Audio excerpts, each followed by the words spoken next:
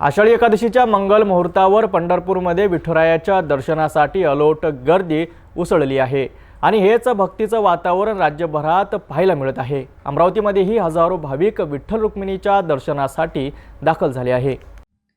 आषाढी एकादशीच्या पवित्र पर्वावर अमरावतीतील फरशी स्टॉप परिसरातील श्री विठ्ठल रखुमाई संस्थानात भाविकांनी मोठी गर्दी केली आहे। पहाटेपासूनच विठ्ठलरायाच्या दर्शनाकरिता इथे शेकडो नागरिक दाखल झाले आहेत। गेल्या 25 वर्षांपासून हे संस्थान भाविकांच्या सेवेमध्ये कार्यरत आहे आणि दरवर्षीप्रमाणे यंदाही आषाढी एकादशी निमित्त महाप्रसादाचे भव्य आयोजन करण्यात आले होते। हजारो भाविकांनी या महाप्रसादाचा लाभ घेतला आणि विठ्ठल रुक्मिणीचे मनोभावे दर्शन घेतले।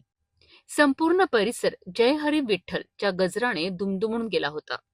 खरोखरच आषाढी एकादशीचा हा दिवस भक्तासाठी एक अनमोल ठेवा असतो। अमरावतीतील या संस्थाने गेल्या 25 वर्ष ही सेवा अखंडितपणे सुरू ठेवली आहे। हे कौतुकास्पद आहे।